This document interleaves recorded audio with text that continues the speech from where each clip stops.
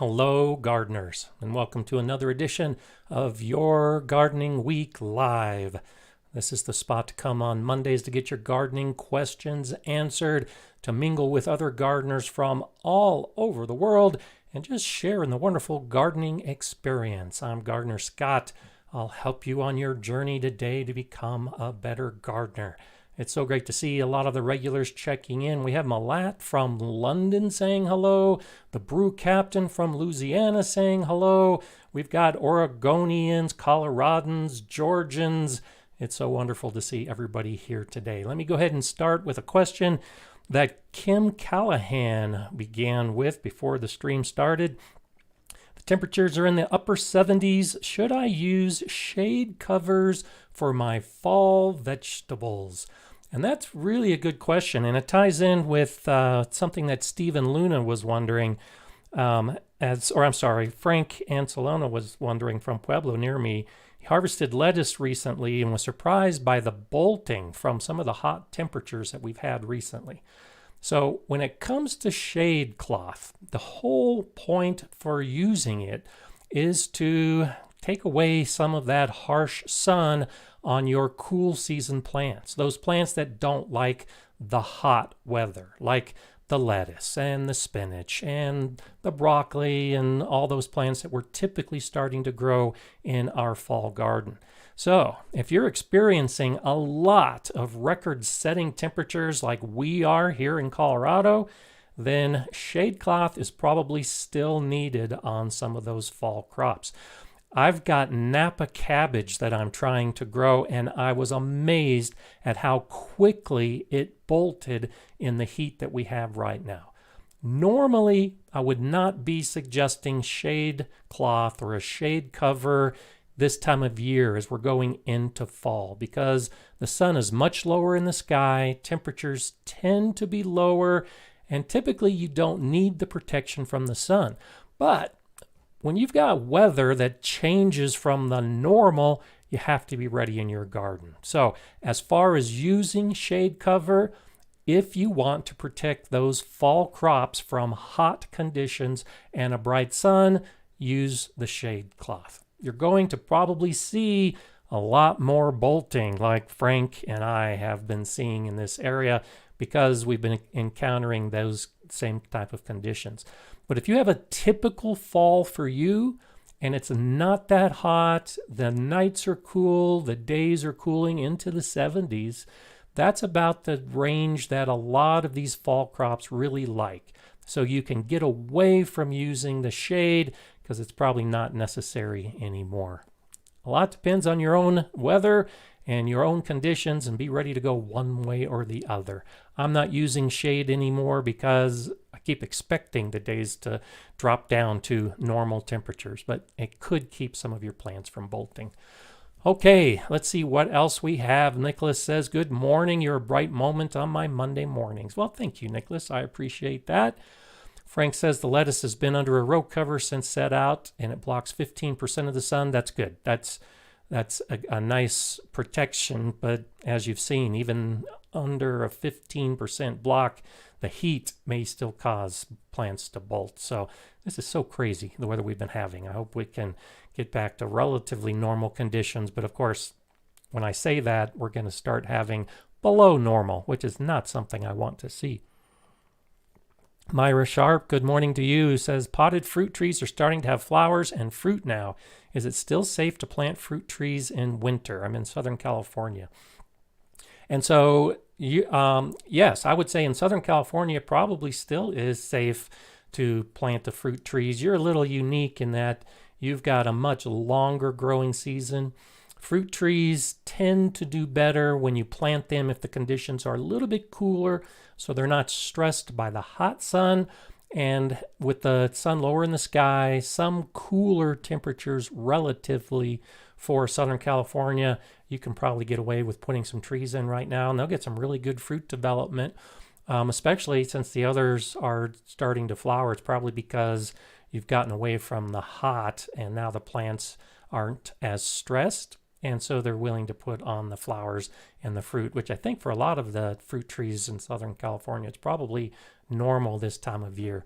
So sure, go ahead, put some fruit trees in.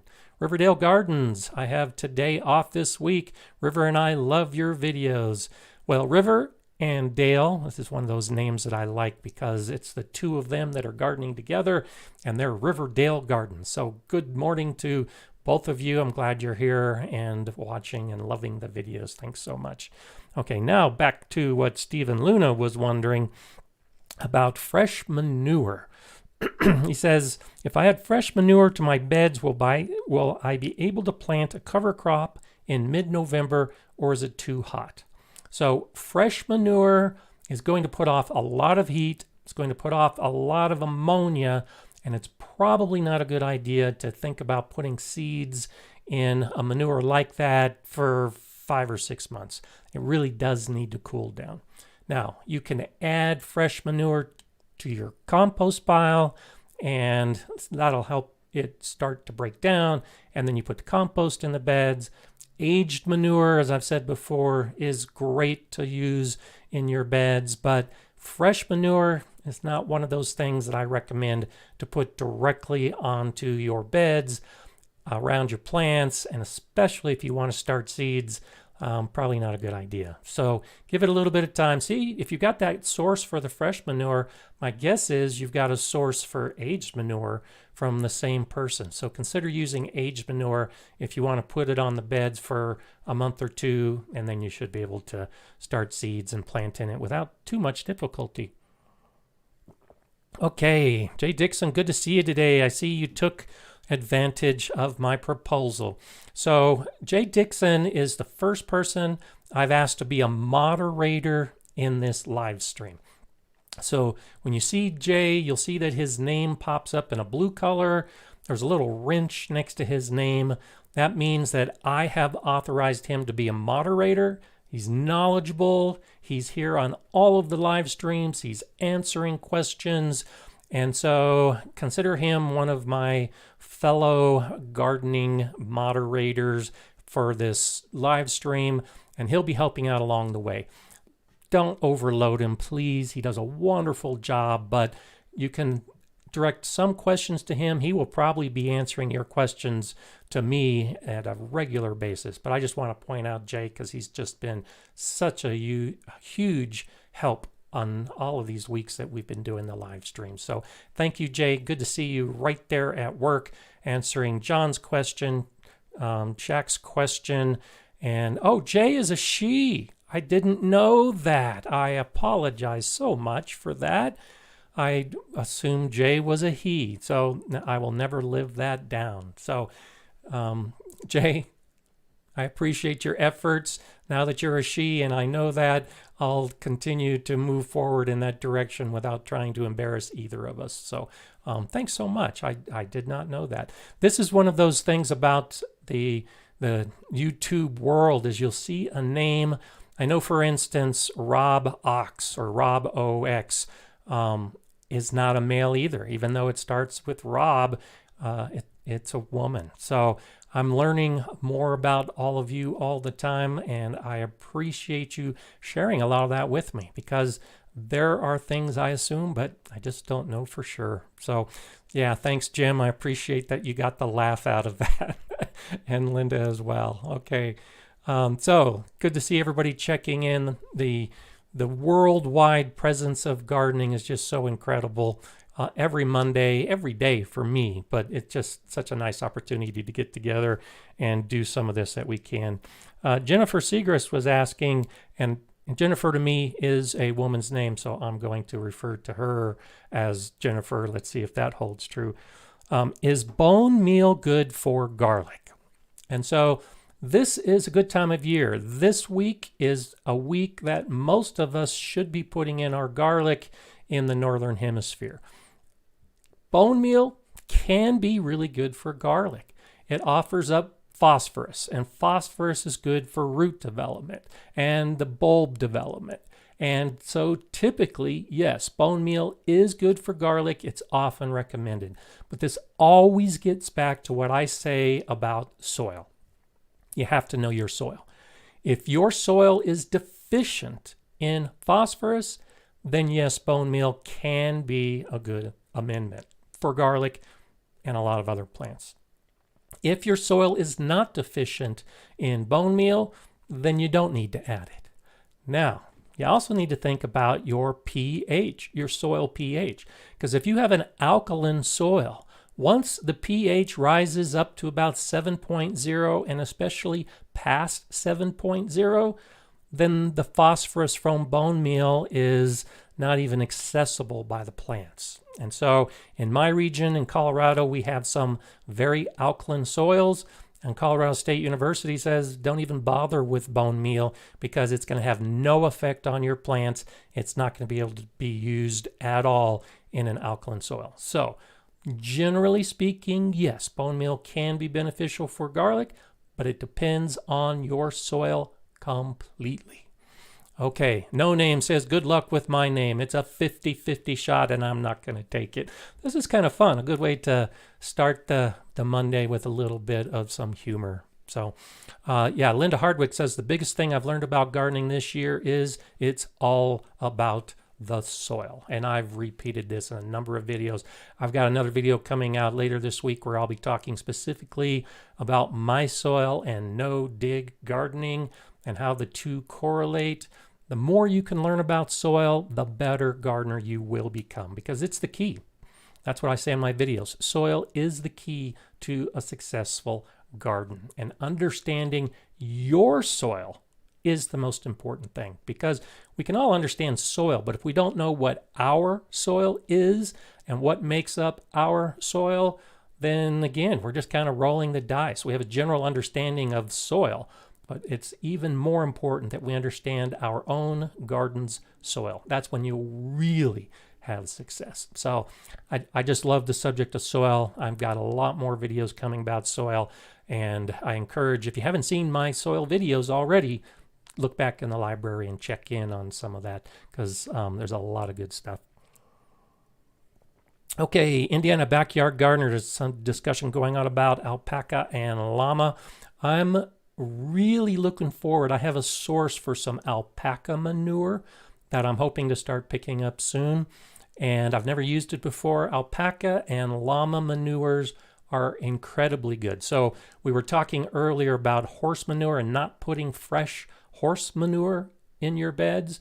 One of the things about alpaca and llama and rabbit manure and worm manure is that you can use it right away in your garden. It doesn't have the same detrimental effects as a fresh horse manure or cow manure. So if you can find alpaca and llama manure, go for it. That's something that I'm going to be moving into, and of course you can expect to see videos about it. Kimye, good morning to you from Salinas, all around Sarah in Florida. Laura Lasby, joke, I burned broccoli in the oven last night. Does that make good compost or good biochar? I'd put it in the compost. You could put it directly in the soil. It's not going to be a biochar. That is funny. But even though it's humorous, it is a good point. If you burn anything that you're cooking, any of those burned vegetables, toss them in the compost pile. It's got a lot of good effects, or it can cause some good effects to your compost. Gerald St. Augustine says, Gardner Scott, there's a lot of ants eating my pepper plants. Are they bad? Should I exterminate them? I don't like to think of any insect in the garden as bad. They serve a purpose, especially back to the soil. My soil is so dense that I let all of my ants live because they're aerating the soil. As they dig the mounds and dig the tunnels through the soil, they're loosening up my soil. They're food for a lot of predatory insects and birds. So as far as exterminating them, I don't encourage anybody to exterminate anything, because it all plays part of balancing your garden with nature. Now, you can deal with those ants, especially if they're eating your pepper plants, which is really unusual. They might just be swarming the area and maybe working with the aphids that might be on your peppers. So it's probably more likely that the aphids are eating your pepper plants and that the ants are there eating the honeydew secretions from the aphids. So look a little bit closer to see just exactly what the ants are doing. But there are measures you can take. You can use diatomaceous earth. You can pour vinegar or cinnamon around the edges to try to disrupt their own pheromone patterns that they'll set up so that the other ants can find the pathway. So there's lots of ways to disrupt the ants. But no, I wouldn't encourage exterminating, and I would look closer to see if it's the ants that are eating your plants or maybe something else. Sharon Rinke says, Gardner Scott, we live in an area with community wells. A lot of chlorine has been added. Is there an issue with well water that has chlorine, compost tea, and general watering? No, there really isn't. One of the things about chlorine is that it evaporates pretty quickly. And so just in general, a lot of the water that we're using that is chlorinated, the chlorine will evaporate very, very quickly. One of the channels that I really like, and he doesn't make videos anymore, it's a Canadian channel. The name just escaped me. Urban Garden, Stephen. It'll come back to me in just a minute. Sorry about that. But he did some chemical tests with water and chlorine and how it affects bacteria and its use in the garden, and discovered that chlorinated water really has no detrimental effects. In fact, there's no loss in the bacterial count. And it's one of those things that you really don't need to worry about. So I don't worry about it at all. So whether it's city water or well water that's been treated with the chlorine, don't worry about it. It'll be fine. And shortly after you use it, if not before, the chlorine is evaporated and is probably gone from the soil right away. Okay. John Crawford says, have you ever planted something and forgot what it was? I have 3 large Brassica plants that aren't producing anything at all, but have millions of super tiny whiteflies around them. Yeah, absolutely. I plant things all the time and forget what it is, which is why I stress putting the plant tags in whenever you seed or plant, especially in the landscape. There's so much that I have that if I've lost the plant tag or forgot to put the plant tag, I can usually identify the type of plant, but as far as the variety, I just can't remember. As far as the whiteflies around brassicas attract insect pests like few other things. Try putting up some sticky traps. You know, those yellow squares that are sticky that you can hang or put on a little post next to your plants. Look for sticky traps with whiteflies. That's been about the most effective thing that I've discovered, and that should take care of it. Myra says, Alberta Urban Garden. There you go. Thank you so much for that, Myra. Alberta Urban Garden is a great channel. It's been about 3 years since he's made any videos, but the videos he's made have really been good because he does a lot of chemical testing of what's used in the garden, the soil, all the rest of it. So thank you. Yes, Alberta Urban Garden. Canadian Stephen, great information. I wish so much that he would bring back some videos. I subscribe to him just hoping that if he starts making videos again, I'll get the notice and be able to start watching. And so Linda says, love your background. So let me tell you about the background. So today I'm sitting in front of Tamara Benet's garden. A couple weeks ago I said, send me your backgrounds and I'll start using some of your garden pictures as my background. Well, Tamara sent me this background of her garden. And this is such a great story. And I encourage that you share your story so that I can also spread the information about your garden as well. So she has just over 5,000 square feet, and this is the first year that she and her husband have gardened. And if you look at this behind me, I think it's a beautiful garden space. So they had to put a fence all the way around, 8 foot high, to try to keep the deer out. They put some fruit trees in. They've just started putting some plants. They're following the Back to Eden gardening method with a lot of wood chips in place to help improve the soil and kill the weeds. And she sent me this beautiful picture of her garden. And I am very proud and very happy to share it because I think that's such a wonderful story in the first year, and they've got a garden looking as beautiful as this. Not a lot of plants yet because, as you've seen in my videos, as I've progressed over the last year from nothing to plants, it takes a while. The first year should be focused on just building your garden. Then when things are in place, you can start worrying about the rest of the garden, the plants, and all the other effort that you have to deal with. Getting the garden built in the beginning is really the way to go. So thank you, Tamara, for this background and the story to share of what you've achieved in your first year. I just think that's incredible. Gladys, thank you for that super chat. #1 fan, bouncing up and down. I appreciate that contribution. That's so wonderful. Good way to start the Monday. Thanks so much. Linda Pooh, 1970. Good morning, Gardener Scott. Is there a cutoff date to dig up and transplant plants in the yard? Fall, cold weather? That's a good question as far as a cutoff date. And again, it depends on your weather, your climate, your winter. So generally speaking, when you dig up a plant to transplant, the reason you're doing that in the fall is usually to give that plant a little bit of a growth head start. So, for instance, this time of year is often used for daylilies. So you'll divide up your daylilies, you'll transplant them to other areas of your yard, and you do that so that there's enough time for the new transplant to start developing a root system, a little bit of growth, and then as it goes into the winter and all these plants go dormant, it's ready to pop up in the spring.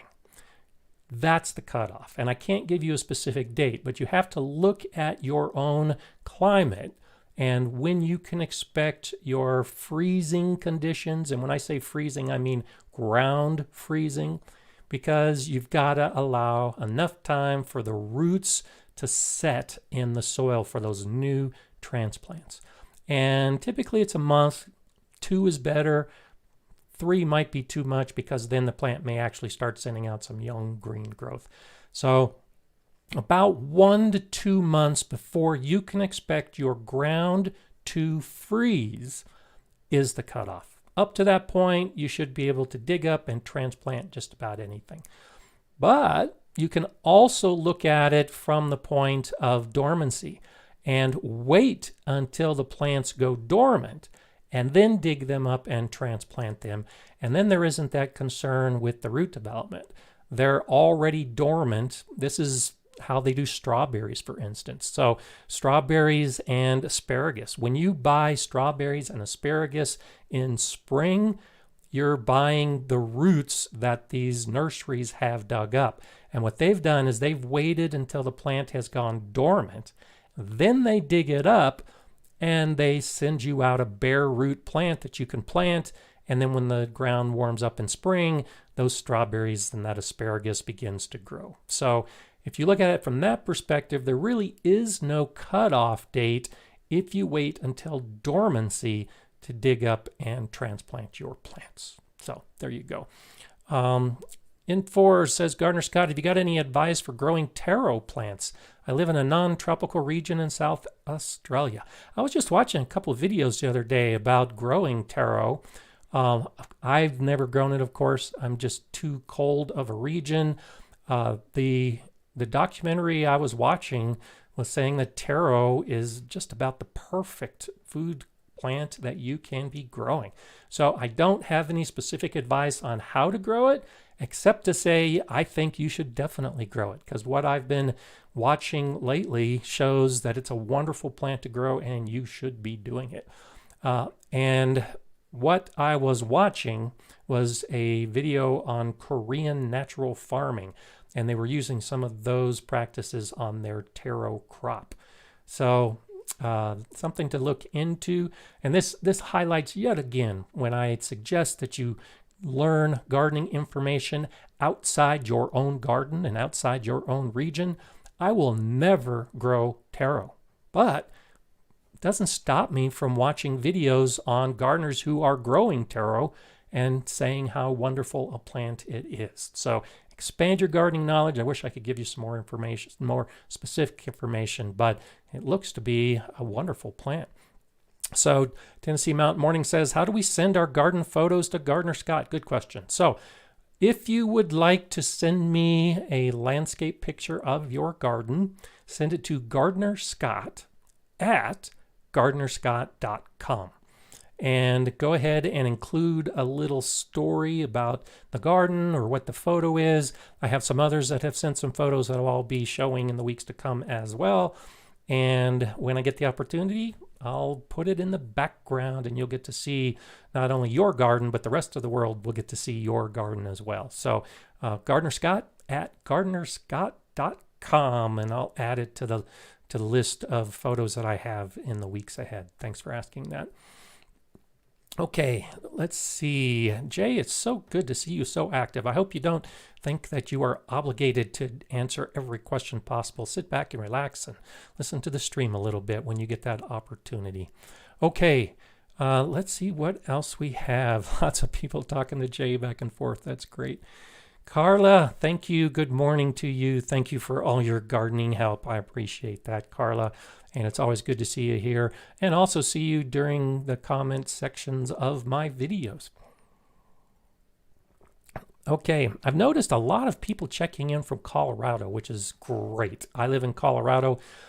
I have a lot of people over the course of the week through my videos and also on the live stream that will often ask where I am, because I'll do a video, I'll do the live stream, and I don't always say that I live in Colorado.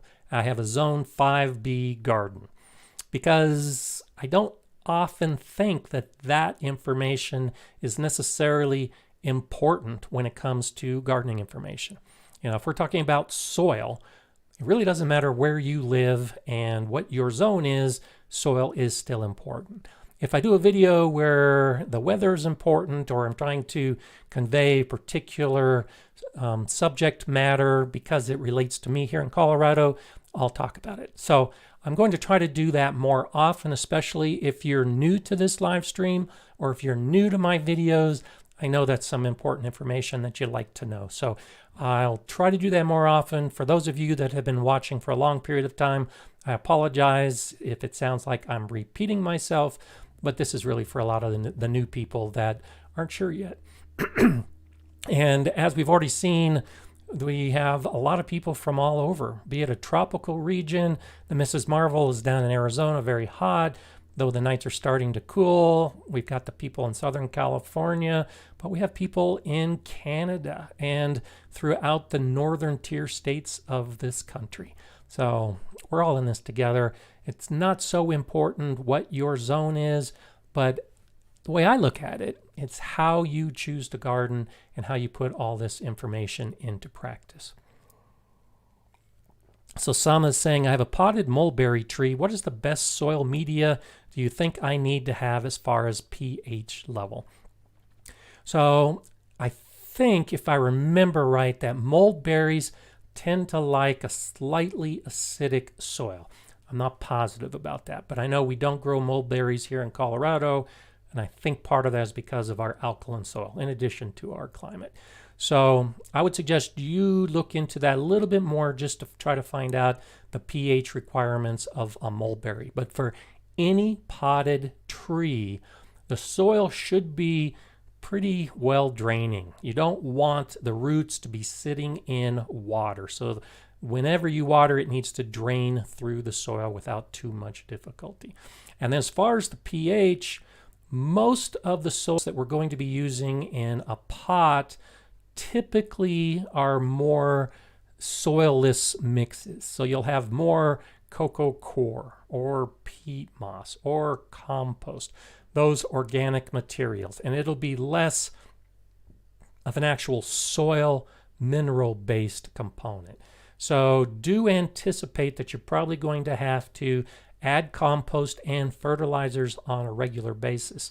But if you can get that initial mix high in organic content, it's going to be pretty close to a neutral pH. That's one of the amazing things about soil as well, is the more organic material you put in a soil, the more it balances the pH. So if you have a high alkaline soil and you put a lot of organic material into it, it's going to bring it closer to neutral. And if you have a very acidic soil and you put a lot of organic material into it, it's going to bring it closer to neutral. So that's one of those things to look at when you're considering doing a potted tree. And if you need an acidic soil, because you can anticipate that the blend you're putting in the pot is close to neutral, you may need to add lime to bring the pH down, you may need lime to bring the pH up, or you might need sulfur to bring the pH down. But now we get into the testing of the soil, which adds a completely different component. So I usually suggest trying to grow trees in pots with trees that do fine in a neutral pH condition. Not too much acidity, not too much alkalinity, and then you'll tend to do best. But sorry, I can't give you specific information about mulberry trees because I haven't grown them. Linda's asking, have you ever planted Egyptian walking onions? I just bought some. They are very expensive. Any tips? I have. Once I had another gardener that gave me some Egyptian walking onions. I put them in an area of my garden where the soil wasn't that enriched yet, and they did okay. But if you have a really good soil with a lot of organic material, they'll spread. That's why they're called walking onions, because they just continue to spread all over. But they're one of those things that if you've got the space and you're willing to give them the space to spread, go for it. The experience I've had is they do better in a richer soil than a poorer soil, but that's probably not too surprising. Kevin's saying, early this last year, I screwed up and used cinder, not concrete blocks, to build a small raised bed. It was not good. 8-month-old pepper plants are a foot tall. Can I fix the soil? Yeah, when I did my video about the video was about a cinder block garden, but in the video, I specified that there is a difference between cinder blocks, which are typically made in the northeast of the United States, and they're made from cinders, typically from the steel industry, as opposed to concrete blocks. So I use concrete blocks, and even though they're called cinder blocks, they're not cinder, they're concrete blocks. There will be leaching into the soil in cinder blocks. That can be a problem. As far as fixing the soil, you might want to just let that bed go fallow. Don't plant anything in it after these peppers. The more you water, the more it rains, the more those harmful chemicals will leach out. That's a way to do it if you keep the soil in. Adding more organic material, again, will help buffer some of the effects of those leached chemicals. Or you can just take the soil out and put fresh soil in, allowing time for the leaching of the cinder block chemicals to dissipate. That might be one of the things, depending on how big the bed is. And often it doesn't leach all the way in. It's only leaching maybe 6 inches up to a foot close to the cinder blocks. You might be able to get away with just digging out some of that soil around those blocks, putting in new soil, putting in new organics. That might be a way to fix the soil in that bed. But I'm sorry that you found that with the cinder blocks, because that can be an issue. Okay, let's see what else we have. Good day to Della from Iowa. It's always nice to see you. Heidi, thank you for checking in. Good to see you as well. Heidi's another one that is just so helpful in these live streams and just does such a good job every week. I wanted to talk a little bit about saving seeds this week, because this is the time of year that those of us in the Northern Hemisphere are probably thinking about saving seeds. And I've talked before about hybrid seeds. I've got videos about all of this kind of stuff. But I just wanted to throw out to you the general idea, because I've had some questions about this recently. That when you save the seeds, are there any particular precautions you need to take or anything you should think about? So the key to collecting the seeds is that generally you want to make sure that the plant is mature. The seed pod is mature. The fruit is mature. Whatever it is you're collecting the seeds from, it needs to reach the point where the seeds will be viable. So for instance, if you're growing pepper plants and jalapenos, typically we eat jalapenos when they're green. So if you cut off your jalapenos when they're green and save those seeds, you might not get very good viability because that fruit isn't ripe yet. A ripe jalapeno is actually red. So for saving seeds, you need to make sure that it is fully ripe before you save the seeds. Cucumbers are the same way. We harvest cucumbers when they're green, but you should wait until the cucumber is big, ugly, and yellow looking, because that's what the mature fruit looks like. Okay, so keep that in mind as you're thinking about harvesting seeds going into the winter, is let it stay on the plant as long as possible. If you're collecting peas or spinach, I've got a spinach seed video coming out soon, you want to leave the plant alone and let the seeds dry on the plant if possible, because that shows that they are fully matured and then they're ready to collect. And then once you've collected those fully ripe fruits and that fully mature seed, the key is dry, dry, dry. If you try to save seeds before they're completely dry, you run risk of mold and mildew and rotting and all the things you don't want when it comes to saving seeds. So there's a couple quick tips as we move into the saving seed season. Get the plants when they're completely mature, when the seeds are fully ripe, and then let them dry completely before you even think about putting them into a jar. I think glass jars are about the best way to save seeds, or a paper envelope, or however you proceed from that point. Okay. Kevin is saying 4x4, so not too much loss. Okay, good. That's great. It can rest for a while, and maybe you'll use the blocks for another project and get some wood. Yeah, that could be a good way for you to replenish the soil in that bed. Just give it some time, let those chemicals leach out. It should be fine. There's Tamara. I hope you appreciate and enjoy the background today. I am enjoying sitting in front of it. My tomatoes are about 9 feet tall and growing. That's awesome.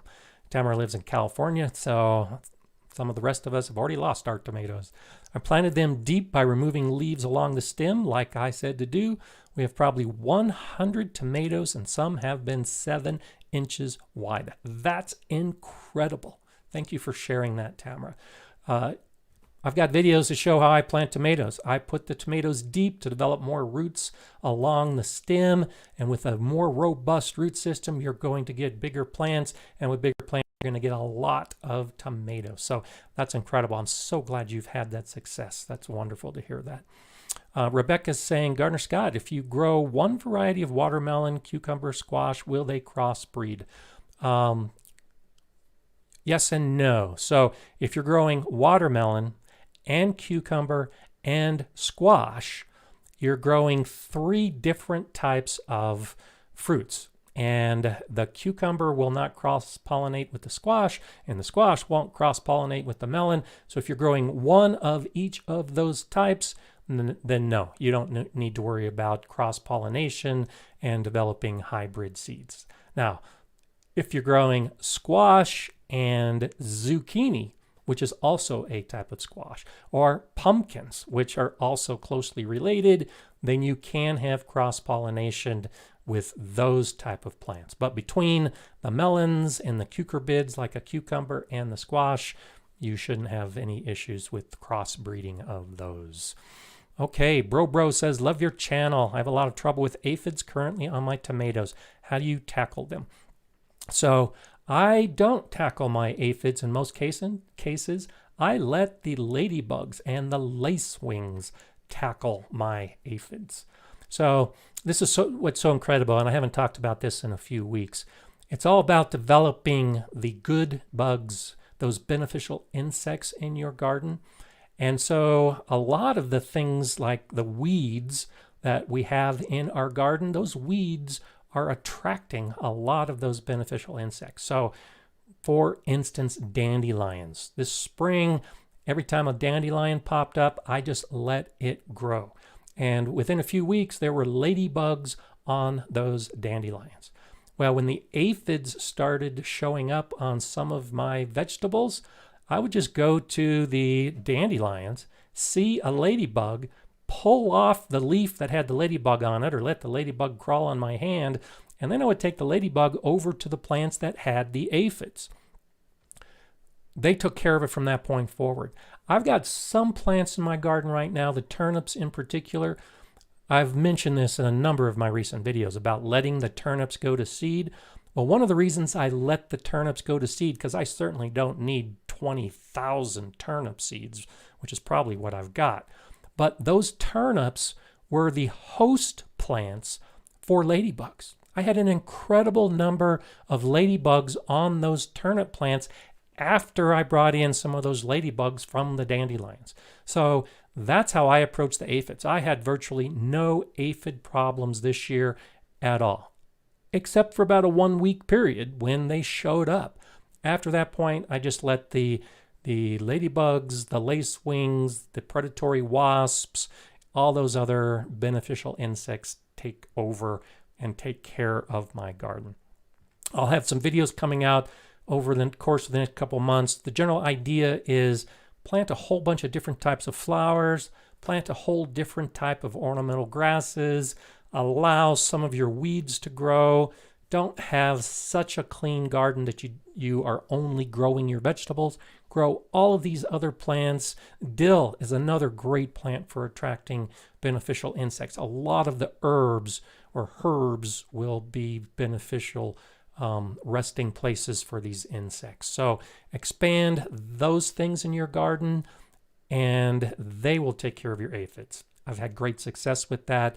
It's getting your whole garden in balance. So that's what I've found works best. In the short term, just take a hose and spray the aphids off. It'll kill most of the aphids. All the aphids that fall on the ground are going to die. It's a real quick, easy way to deal with the aphids. Yes, you can use diatomaceous earth. Yes, you can use neem oil.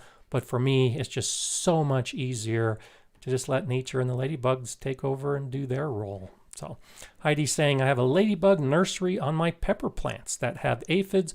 Also, wasps are feeding on the aphids also. Awesome. And that's exactly it. Heidi is experienced, very knowledgeable in a lot of gardening matters. And you can see Heidi, and I'm assuming Heidi is a woman's name this week, also has that experience with just letting nature take the course.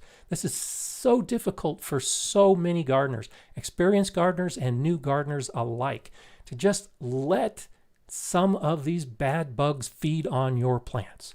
Because once they feed on the plants, good bugs are going to come in. And this is just so incredible. I'm planning a video on this whole subject this winter. How the chemical signals from plants affect the insects in our garden. And so when aphids and a lot of other insects, like caterpillars are a perfect example. When you have these insects feeding on plants, the plants will start releasing chemicals into the air. And there are other insects that are attracted by those chemical signals. So you have an aphid that starts attacking your plant. Well, your plant is going to start sending out a signal that basically is saying, help, I'm being eaten by aphids. And then you have the lacewings and the ladybugs and the other beneficial insects like the wasps, especially the wasps. They're flying through the air and they pick up these fragments of chemical signals and they go, hey, I need to go to the rescue. There's a plant down there that needs me. And then they'll come down and start eating the aphids. So I let aphids and a lot of these other insects start feeding on my plants because the plants will attract the beneficial insects. Isn't that incredible? The science of plants and the science of insects and how they play together is just phenomenal. That's why I think it needs its own video just talking about that subject. So anyway, that's one reason why I don't say use chemicals, why I say just set up a system and let nature take its own role in protecting your garden, because it is just so incredibly effective if you just let it happen. There. my little bit of a moment on a soapbox because I just think the whole thing is just so amazing. Okay, let's see what else we have popping up. Richard Ferguson is saying, how do you ferment tomato seeds? One of my older videos where I talk about how to save seeds shows how I do it. It's not that great of a video. It's years old, but the process is very simple. I'll take my tomato seeds and I'll put them in a jar and add a couple inches of water. I don't want to fill the jar with water. I just want to cover those seeds by an inch, maybe 2 inches of water. And then just let it sit. Because what will happen is mold will develop on the top of that water, the surface. And that mold is what starts the whole fermentation of the tomato seed. So that gel that is surrounding the tomato seed is fermented off in this solution, and it's the mold on top that shows it's all working. And after about 3 or 4 days, I'll then take that jar, scoop off all the mold, put water in the jar, rinse off the tomatoes. Then I'll take the tomatoes and put them in just a sieve, like a little metal basket so that the water can run through and clean off all those tomato seeds. And then I lay the tomato seeds out to dry. And it's that simple. Just about 3 or 4 days covered with a little bit of water so that they'll begin the fermentation. The mold develops to show you it's working. You clean off the seeds, you dry the seeds, and there you have it. That's how I ferment my tomato seeds. Linda, next year I will plant turnips next to my kale. I had waxy aphids on my kale, hard to wash off. Yeah, waxy aphids aren't that great to have in your garden. Most of the little green and little black aphids we get blow right off if you spray them with water. But if you have scale, if you have the woolly aphids, if you got the waxy aphids, they tend to stay in place, which is why I attract the insects. They tend to do a much better job. Laura's asking, can I cut my perennial herbs back to dry them, then plant them in the ground, or will that be too much stress on them? I have them all in pots, but started in the ground garden this year. Don't know if you saw my video last night. I had a video last night about, or 2 days ago on Saturday, about drying herbs. And so I cut my perennial herbs back to the ground as this time of year, the winter's approaching, they're going to start going dormant, or their growth is going to be dramatically cut, especially like the thyme. The thyme will stop growing, and then the cold weather, it'll dry and turn brown. So I harvest it at that point. But it sounds like you're growing them in pots and you want to put them in the ground. So when we transplant from pots into the ground, it's often a good idea to cut off some of the leaves, some of the stems, so that the plant isn't stressed. So yes, do these 2 things. Go ahead and harvest some of the herbs, and then if you're taking them from a pot and putting them into the ground, put them into the ground, because with fewer leaves, you're going to have fewer transpiration issues. You're going to have less stress with those new roots having to support a plant because there's less plant for those roots to support, and it really helps benefit the root development when you do a transplant like that. So I would definitely harvest, cut them off, dry them, and then go ahead and transplant them, and it should work fine. Okay, let's see what else. I wanted to talk a little bit about small gardens today too, because I had some people comment this week saying they love the videos, they love the information, but they can't grow a big garden. They can't do a lot of the things I'm doing in my garden. And so I wanted to talk to this subject, and this ties in with growing herbs in pots. Just about everything I'm growing in my garden, probably just about everything you're growing in your garden, can be grown in pots. You can grow them in 5-gallon buckets. You can grow them in the grow bags, those felt-based cloth bags. You can grow them in ceramic pots. So instead of thinking that you're limited with your gardening because you live in an apartment and all you have is a small balcony, or you have a very small yard and you can't build a raised bed like I build a raised bed, or you have a bigger yard, but you've got trees all the way around, so you only have very small areas of sunlight. Well, container gardening may be the answer. Growing in containers is a great way to have a small garden. It's a great way to grow just about anything you want to grow, but grow it in a small space, in the sun, in an area where the plants can get all the conditions that those plants need. My daughter lived in an apartment, had a very small balcony, and grew tomato plants in a container. So don't think that you are limited by where you grow. Instead, just like those of us with bigger garden space, take some time, observe the sun, the shade, the structures. See if there's a spot, even if it's a small spot that gets 6 hours or more of sun a day, and you can grow a garden on a balcony. You can grow tomatoes in a pot in an apartment. It's just up to you to decide how much effort you want to take in choosing the plant, choosing the container. You still have to water it. In fact, you probably have to water it more because containers tend to dry out faster than raised beds and in-ground beds, but it can be done. Got something in my throat. Okay, LP says, do you address drying basil in your video? Sorry, haven't had a chance to watch it. No problem. I don't discuss drying basil.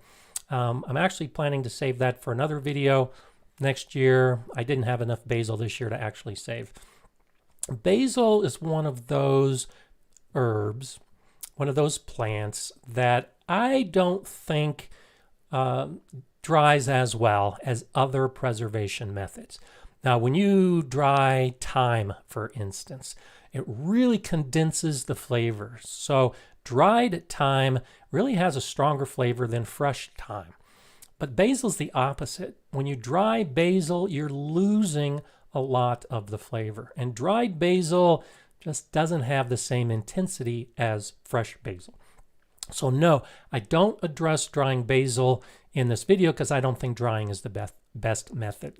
For basil, I think better methods are freezing it, trying to keep that fresh leaf intact because that's where all the flavor is. So a way that I use a lot of the basil is to make pesto, and then I freeze the pesto. But you can use that same basic idea where you take basil leaves, either whole or cut, and you mix them up with an oil like olive oil, and then you freeze that. And you can freeze it into small cubes so that it's ready to be used however you want to use it. You can also freeze basil in water, and that'll retain a lot of the basil flavor. So freezing basil tends to keep more of the flavor than drying basil. And that's why I didn't address it in the video. Okay, let's see. Luciano says, I grew tomatoes in 7-gallon containers and it wasn't a good experience. Cherry tomatoes did well in containers. It often does depend on the variety and the space and whether you trellis it and whether you fertilize it.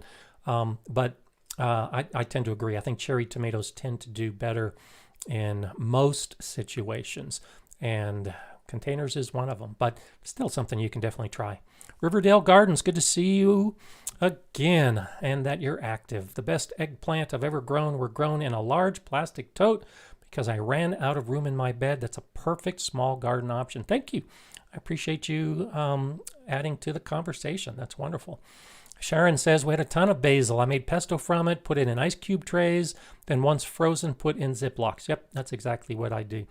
I'll also take pesto and I'll put it in a small container, like a 6-ounce container, freeze it, keep it in the freezer. And so when you do it in ice cubes, it's ideal because you can just pop the ice cube out and then use it in your cooking. But so what I have also done is put it in a container in the freezer. And then when I need just a small amount of pesto, I'll spoon out some of the frozen pesto from the container, 1 spoon or 2 spoons at a time. And then I'll pour a little bit more oil in. You don't want it to oxidize. Even in the freezer, the basil oxidizes and will turn black. So I'll just scoop out as much pesto as I need from this container, put a little covering of oil on it, and put it back in the freezer. And that's a great way just for like a quick lunch where maybe you're making a real light pasta in a small serving. You just scoop up a little pesto, throw it in with some butter and garlic and olive oil, and it makes for a real quick meal. So yes, pesto is just an awesome way to save the basil. Okay. Myra's saying, I'm guiding my father who lives in Mexico to start a potted garden. Great. Awesome. I'm doing more and more of that. And of course, I've got some videos that I released this year about growing in containers and pots. Even if you've got a big garden, I suggest you grow some of your plants in containers. It just really is a great way not only to learn more about gardening and expand your information, but it just does give you some opportunities that you can't get when you're growing in the ground or in a raised bed. It's just as simple as that. Okay, I also want to talk a little bit about composting today because I've had some questions about that recently that I want to pose or I want to answer, and it's just the basics of composting. A lot of questions about, can I compost this? Can I compost that? If it's organic, if it was once alive, if it is plant or animal based, yes, you can compost it. It's that simple. If you want a good, clean compost that decomposes quickly with fewer bad smells, use plant-based materials. One of the things that you'll hear from a lot of people is, oh, you can't compost eggs, and you can't compost meat, and you can't compost bones.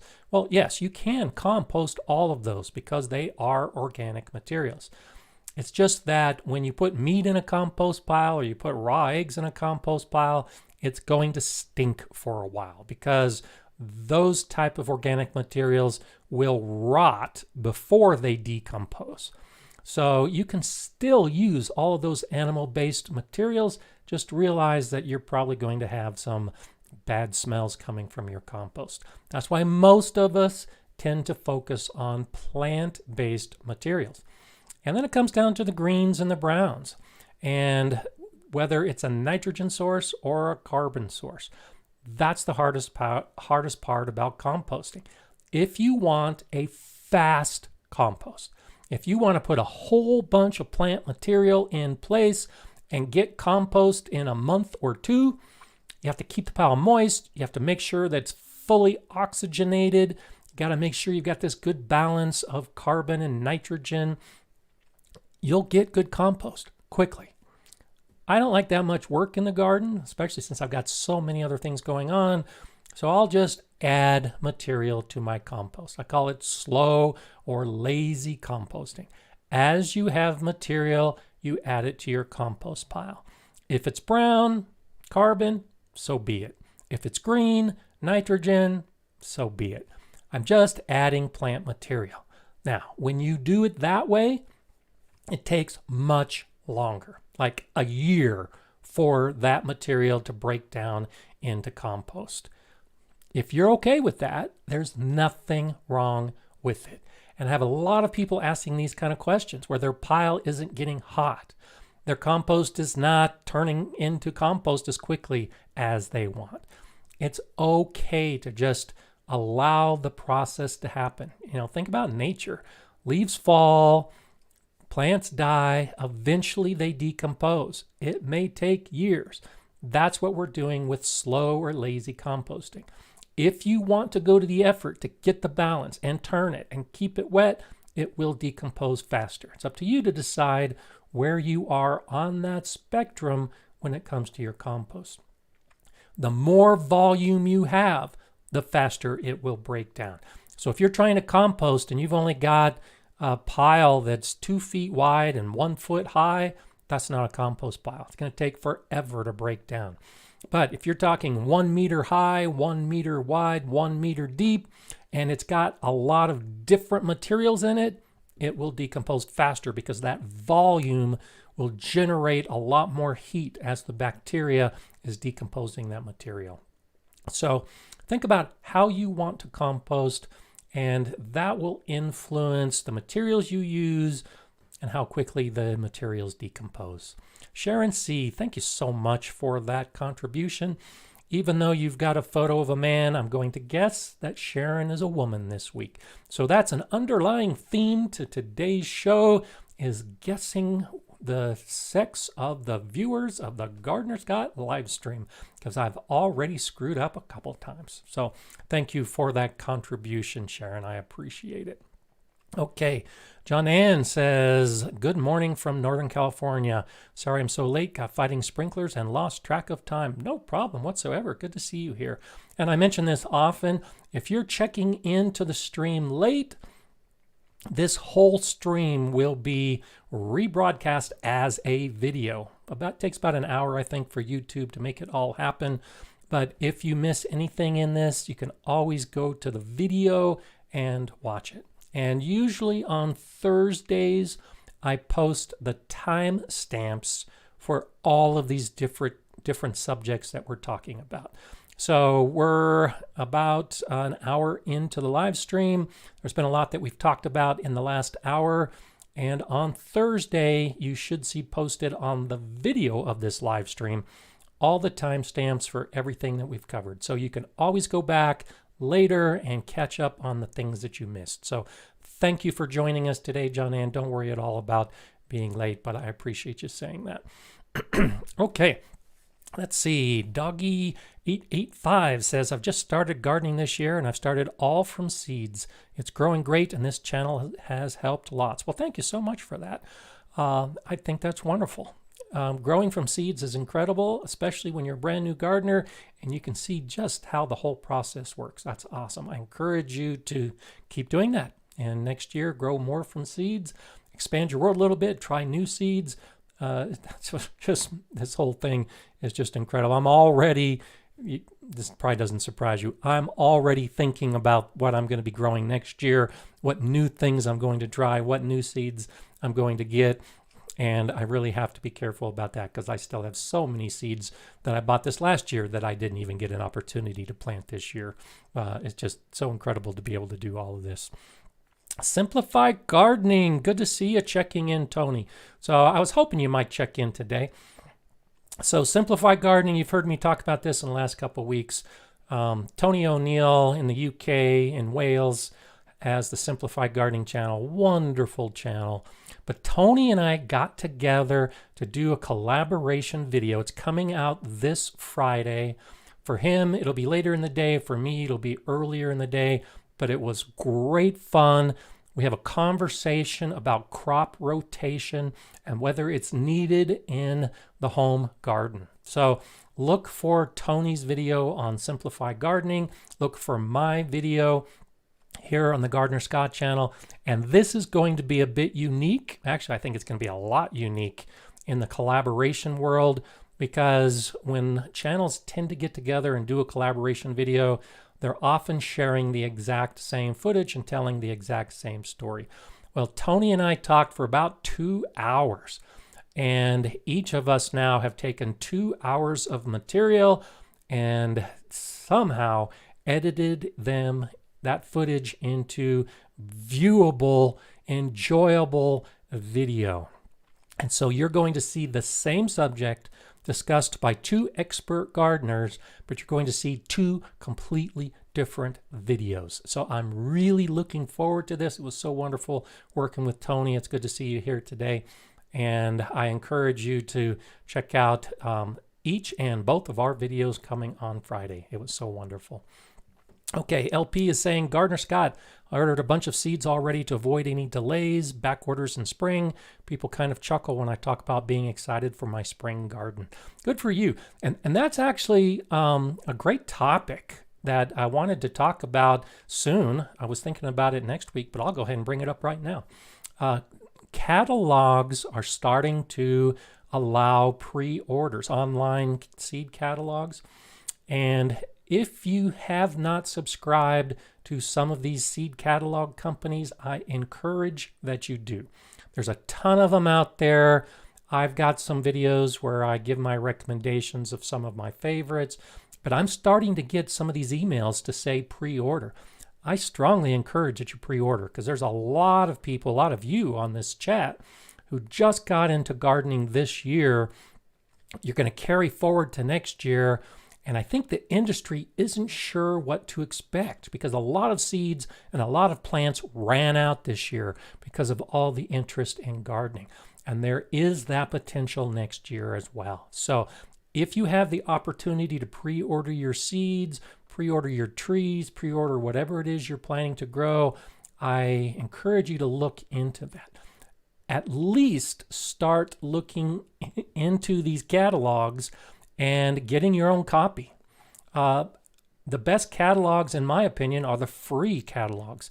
And all you have to do is just go to the websites and say you want a free catalog. And when they come out, typically in December and January, you'll get a free catalog. And that'll also usually be enough time for you to start pre-ordering your seeds and your plants. So thank you for encouraging that idea because I think it's a great idea. I've bought some seeds already for my fall seed starting, and I'm looking at what else I need to do for my spring gardens as well. So I'll talk more about specific catalogs in the future as we get closer, just because they're not coming out yet, but it is something that I want to plant the seed, proverbial seed, in your mind so you start thinking about next year and the seeds and the plants and where you're going to get them. And it's never too soon to think about that. Barbara Perry says, "You are the best teacher ever, Gardener Scott. Thank you so much." Well, thank you so much for that, Barbara, as well. And Barbara, I'm assuming you're a woman this week, so we'll carry forward with that. I'm having fun. It's a lot of fun. Just talking about what our names are and what they mean. Moon Shadow, I can't find compost and I can't make my own. Look at the sources in your area. So a lot of communities will have a civic-based compost system where people can drop off material and then the city makes compost and they'll give that compost away. Now, I do encourage that you find out about the source of that material because it could be contaminated with herbicides and pesticides. But more and more, the cities that are doing this type of program for their citizens are ensuring that the contributions are chemical free. I'm seeing that more and more. So check with your own city. There might be a free compost source that you can just drive up with your car, take a bucket, fill it, and you get some free compost. Also look into landscape companies. Now, these are the kind of companies that supply gravel and sand and those type of materials. They've got huge mounds. They sell it by the ton, but they'll also allow you to buy it in smaller amounts. And so look into those type of things. I'll typically buy compost or soil or mulch or rock by the cubic yard or by the ton because I can transport it. But a lot of these places will allow you to fill smaller containers, and that could be a good option for you to find it. And you might be able to just find another gardener in your area that if you contribute some of the plant material, they'll add it to their compost pile and they might be willing to share their compost with you as well if you're not using that much. So keep that in mind. There are some smaller systems. You've probably seen some of these make compost under your sink, some of these really small compost bin systems. I'm not a big fan of those. I really don't think they work that well, but see if you can source out compost with somebody near you, and that might be a good way to get some of it. Okay. Simplified Gardening, Tony says, speak with your neighbors to collect their garden waste, and you can make loads of your own that way. Yeah, that's a good point. If you don't have the space to make your own, find someone else that has the space, and the same thing. It becomes community compost, basically.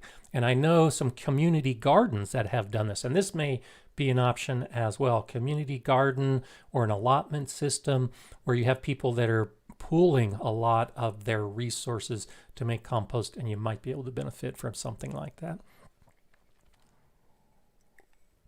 Okay, Jason says, last year I had 2 beautiful handles of bananas. This year the handles only half developed. Any idea what happened? I haven't grown bananas, but I have watched some videos on growing bananas. My guess right off the top would be probably weather related. And that's happened with a lot of crops all over. So if there were some pollination issues where maybe it was too hot for the bananas to fully develop, that could cause an issue. If the weather itself was too hot or outside a normal range, maybe too cold, that could be an issue. But this also highlights a point that I try to stress all the time. If you have an issue with a specific plant in your garden, in your area, often the best way to know what went right and what went wrong is to talk to other growers in your area. So if you're growing bananas or taro, like we were talking about earlier, talk to the people that are growing it in your region. They should be able to help.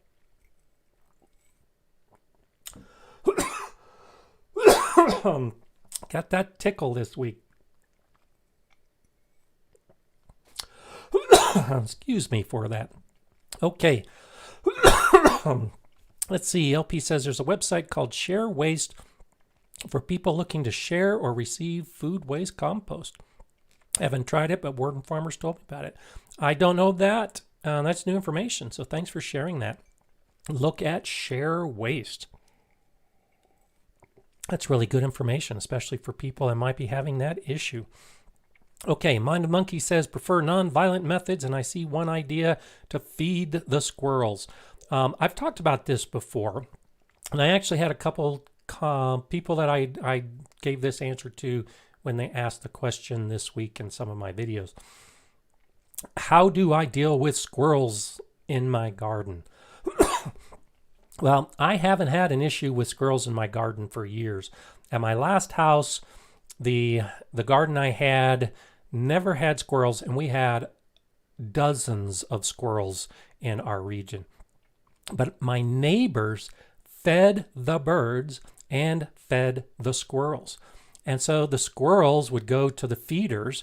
They'd get their fill. The last thing they wanted to do was waste time crawling all the way over to my garden and bother my plants.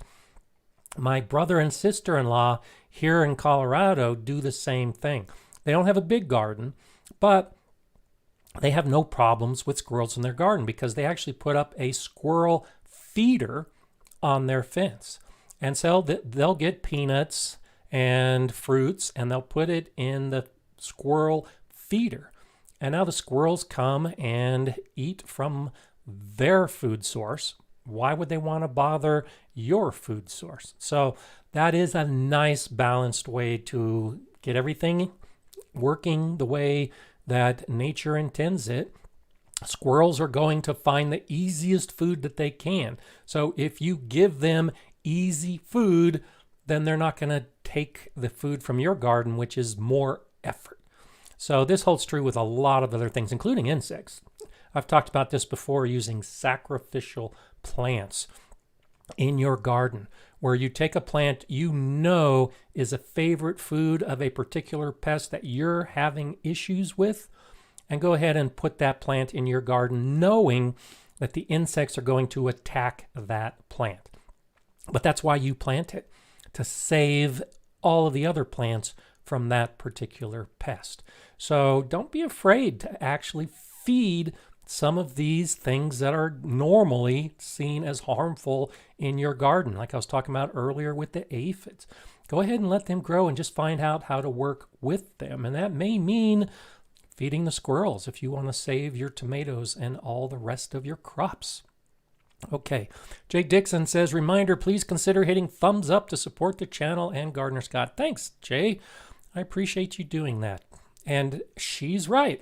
This is one of those things that if you give a thumbs up, if you comment, if you share, all of the things you do with the videos and the live stream, it definitely helps the channel. And as you also know, I really am trying to help people all over to become better gardeners. And so if you can share the information with somebody you know who is struggling, they're probably going to find some answers in this live stream, in my videos. So don't hesitate to share. It just helps all of us. Sure, I love seeing the growth of my channel. I love sharing all this time with you. I love the whole world coming around this gardening topic. But it really gets down to the individual gardener and helping them out in their own garden. And a simple thumbs up is a way to tell YouTube that Gardener Scott information is something that should be shared and pushed out to other gardeners. So I thank you for that, Jay. It's greatly appreciated. Okay. Laurelful says, our cats keep the squirrels busy. You know, one thing about squirrels, and our dog did the same thing. The dog kept the squirrels busy, but the cats and the dogs can't be outside all the time. And squirrels are pretty smart. So yes, animals of your own can help with that situation, and definitely take advantage of that. But having those other options like feeding the squirrels, I'd rather feed the squirrels to keep out away from my garden than poison the squirrels, because especially in my area with all the animal pests, if you kill one, there's another one right behind it waiting to move in. So poisoning, trapping, killing is, at least in my area, and I know this is true in a lot of areas, just doesn't work, because you just free up the space for another family of squirrels to move in. So work with them. That's the way I like to do it. Adam is saying, Gardener Scott, any suggestions on gophers? I've tried numerous ways to get rid of them short of poison bait. So I will say I do have some gopher issues. I try to disrupt the area they're digging as much as possible to try to send them away. But what I've seen recently, this is an area where your household animals can play a role. I've seen some neighborhood cats that are strolling through my garden in the early morning. And the only reason they would be strolling through my garden is to deal with the gophers. So while I'm not a big fan of cats in the garden, I'm letting these cats roam free because I'm hoping they'll take care of the gophers. You can supposedly plant some plants. I haven't seen that to be effective. If a gopher comes up across a plant, camphor is one of those things that you can put in the holes. You can grow those type of plants. The gopher's just going to go in an area where that plant is. So I try to just disrupt their mounds, and I try to do it in an orderly way so that where I want them to go to, I don't disrupt. So I'll work in an area where it looks like they're going to. I'll dig up their mounds. I'll plant plants. I'll just be active in that area, hoping that they'll leave that area and go into another area where there's not that much activity. And it seems to work okay. But I've seen a big increase in the hawks and the owls and the cats in my neighborhood, and I'm hoping that's the best thing to take care of the gophers. I've already seen a huge drop in my rabbit population, and I'm hoping that the gophers will come next. Okay, I want to talk about a subject this week as we start rolling into the philosophy phase of the live stream. And it has to deal with how you approach your garden and gardening in general. So a couple weeks ago, I told you about the video I watched, The Biggest Little Farm. I watched another great film this week, A Man Named Pearl. And I think a few of you were actually suggesting it a couple weeks ago when I was talking about that other video. A Man Named Pearl is a film for gardeners. And it's incredible. It's a story about a man with no training, didn't even consider himself a gardener, who started pruning bushes and trees in his landscape. And it's much more than topiary. Topiary doesn't begin to describe the amazing beauty that this man named Pearl is able to accomplish in his garden. The story is incredible. The man is incredible. The film is incredible. I suggest you look into A Man Named Pearl. But the message that I wanted to convey this week is something he said in the video, which is, don't create a garden. Create a feeling. And I try to do this, but I haven't said it in those words. I've shared this basic philosophy, this basic idea over the weeks in these live streams, in my videos.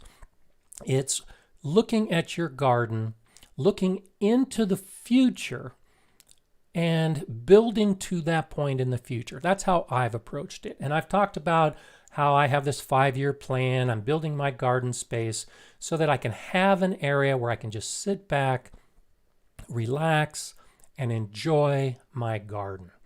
Well, I think this is what Pearl's talking about, where I'm not building a garden, I'm building a space that I can use to relax and enjoy life. Now, the mechanism to reach that point is a garden. It's the plants. It's the structure. It's the knowledge. It's the experience. It's the stories that we tell. All of that is part of the gardening world. But really, when we approach gardening, try to identify what is the feeling that you're trying to develop within your garden. Now, there are a lot of gardeners that say, I want a garden because I want to feed my family. Wonderful. Nothing wrong with that. I encourage it. Have as many beds growing edible plants as you can. But now look at it from an emotional perspective. What is the feeling that you can derive from growing food to feed your family? It could be as simple as your young son in the garden with you, harvesting some of these fresh plants, pulling a pea pod off, eating it fresh, and having a smile on his face. That's the feeling that you're developing. You thought it was just growing plants to feed your family, but no.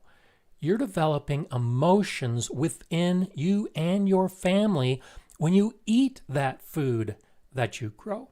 If you're only growing flowers, you want a beautiful landscape, it really holds true in a garden like that, where the feelings that you elicit, not just in yourself, but in everybody that can see the beauty in your garden, well, that should really warm your heart, because you've grown a space that has given that emotional impact, given that positive feeling to an entire community, to everybody that sees your garden. Even in a space like mine, I've got a lot of bare ground. I've got weeds. Some sections of my garden are beautiful, and I love sitting in them.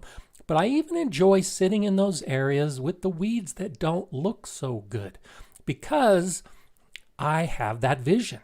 I know that in just a few years, I'll be sitting in that same space. The feelings will be different, but I'll still have feelings. Every time I'm in the garden, I have some type of emotional response.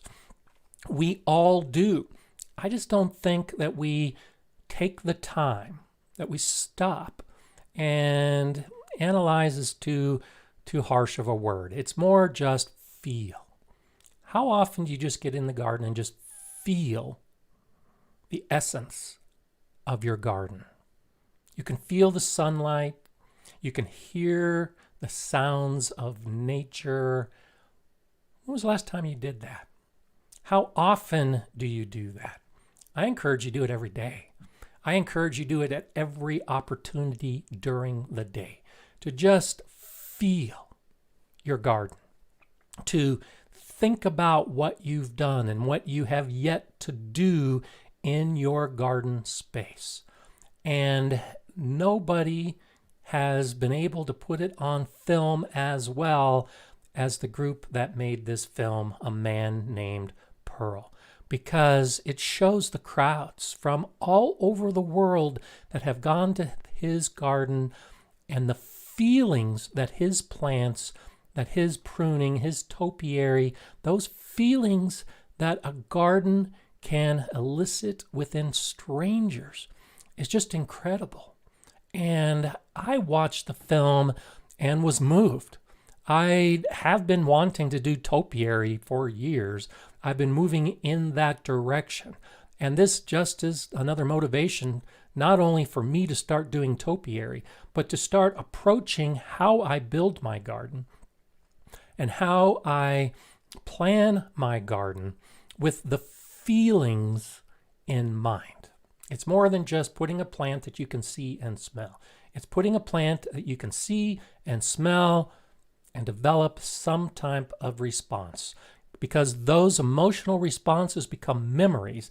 And you know, I love the idea of developing memories for you and your family and your friends, everybody that you know in your garden. So start thinking about that. Start planning next year's garden with that thought in mind. Don't create a garden, create a feeling. And I think if you do that, not only will you become a lifelong gardener like me, but it'll really make it easier for you to become a teacher, for you to be that person that shares your garden with others. And those others now will become gardeners, and they will start developing those feelings of gardening as well. And then it just continues on through the generations. So that's my philosophy point this week, is to think about that aspect of gardening. Beyond the food, beyond the flowers, beyond all the other parts of what we call a gardening life. Think about it from just how you feel when you're in the garden, and how you can modify that feeling by what you do, how you plant, how you grow, and how you share your gardening space with others. Check out A Man Named Pearl. I think you'll like it. Linda, thank you so much for that super chat. I set my alarm so I don't miss your live video. Also, after watching your videos, I read the comments and appreciate your kind replies. Thank you, Linda. I appreciate that. You are all such an incredible gardening community. One of the things that I love so much about this is the positive attitude that you all have. Now, sure, I've got the positive attitude. I try to convey that, but the willingness you all have to help each other, to answer a question, to share your own experiences, that's what makes this such a wonderful space on Mondays. Why I love being here, and why I know a lot of you come back every week, because it really is a lot of kind replies, a lot of kind comments. This really is a kind community, and gardeners are just the best people in the world. Prepper Chris, you're the GOAT, Mr. Scott. Thank you. I appreciate that. No one's ever called me that before. I appreciate it. If you don't know what GOAT stands for, I'm not going to necessarily acknowledge that I am. You can look up Tom Brady and GOAT, and that's usually one of the best explanations of what GOAT means. But thank you so much, Chris. I appreciate that. Chris has a picture of a man in the description. I'm going to guess that Chris is a man, but based on my experience this week, there's no guarantee of that. So I'll continue to think of you as a he unless you let me know different, as Jay did in the beginning of this live stream today. Basil Fable says, may I suggest Growing a Greener World's episode 1104? Beautiful video about Farmer Brown. Yeah, Growing a Greener World has got some great videos. And often you can find that on the PBS channels here in the United States, but there's also a channel that also replays some of the Growing a Greener World. Lots of good information on there. Jennifer says Gardener Scott is VIP. All right, you guys make me feel so good every Monday. It's such a great way to be called the greatest of all time and a VIP. I just so much enjoy this. I do want to reiterate that you check out the video coming on Friday with me and Tony. I know you'll like it, and I look forward to your comments, because This is one of those kind of things that we think it went well, and especially if it's well received, I'll be doing things like this more often in the future. Vanessa Kennedy, keep it up. Thank you for that contribution as well. It's so nice to see that. And I'll say Vanessa is a woman this week. Isn't this fun to try to guess the sex of people that you've never met before? And it brings a smile to my face. Lavita Clark says, my garden is in the New York City area, so people are amazed I am creating a garden, but they don't realize it's love of nature. Thank you for your clear, concise, educational instruction. Thanks, Lavita. It really is. It's a love of nature. And I know a lot of gardeners who get into gardening without that perspective. They get into gardening thinking, I need to grow plants because, and fill in the blank, because my mother did, because I want to grow food, because I got nothing better to do, because I'm recuperating. That's fine to get started with gardening. And I hope most of these people realize that when you get involved with gardening and you start thinking about nature and how you can create a feeling, that's how a person that starts off just planting plants becomes a gardener. Because a gardener starts looking at the big picture. A gardener starts thinking about nature. A gardener starts thinking about those feelings. And that's what you are. That's what I am. We are gardeners. And it's gardeners that will save the world. It's gardeners that will allow future generations to prosper. It's gardeners that make every day an enjoyable day, and one that we should all look forward to, and we should all remember for the rest of our lives. Gardening can do that for us. I want to thank you all so much for this time. Mondays are my favorite days of the week. I look forward to seeing you here again next Monday to share more information, to answer more questions, and to help make you a better gardener. I'm Gardener Scott. Enjoy gardening.